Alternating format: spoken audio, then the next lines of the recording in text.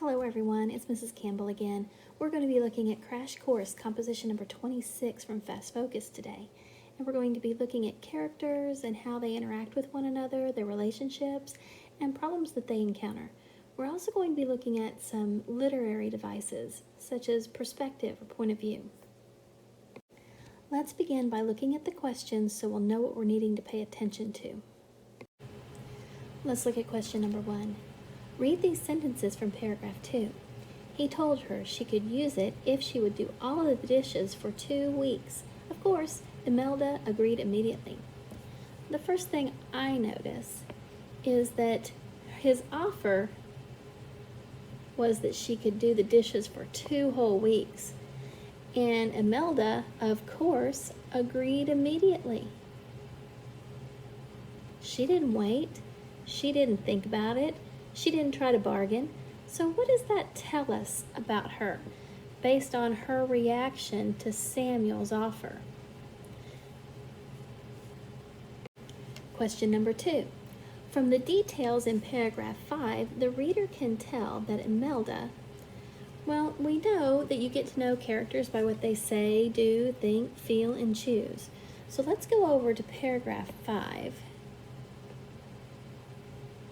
and look at the details and see what she says, does, thinks, feels, or chooses that lets us, the reader, know something about Imelda. Let's go over and look in paragraph 5.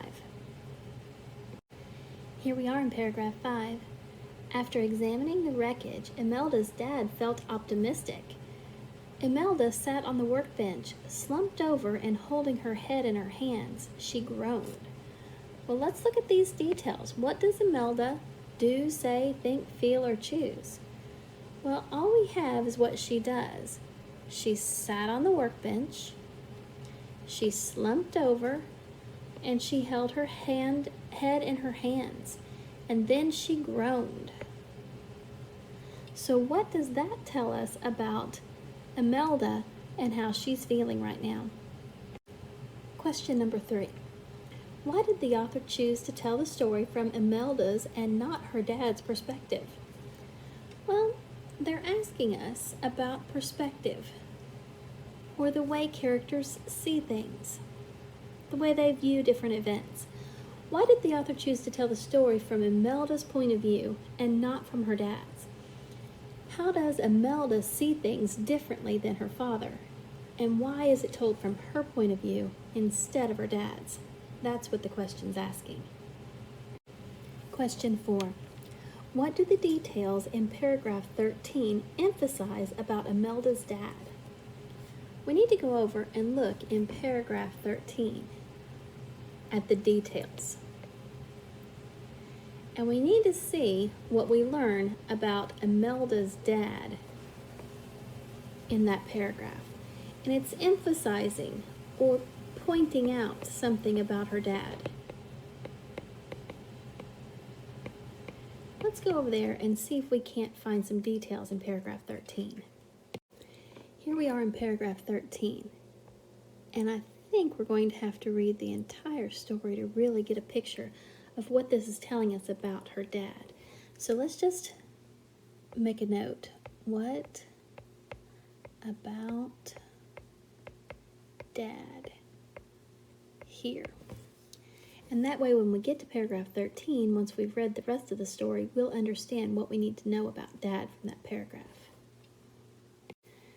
Question number 5. By the end of the story, the reader can infer that Imelda will do what? The first thing I need us to notice is that it's by the end of the story. So we need to see how Imelda changes or what happens that the reader can infer or make a logical guess about based on the details in the story. What's it likely that she will do in the future? Question number 6. Look at the information from an etymology dictionary. Console, from Latin, consolari, con meaning with, plus solari meaning to soothe. This information, along with the prefix in, helps the reader to determine that inconsolable in paragraph 6 means what? Well, we're going to have to break this down. Let's look at it. In means not. Console, con means with.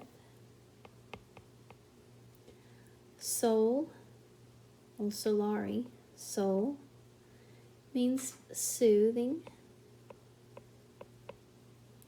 And able means able to be.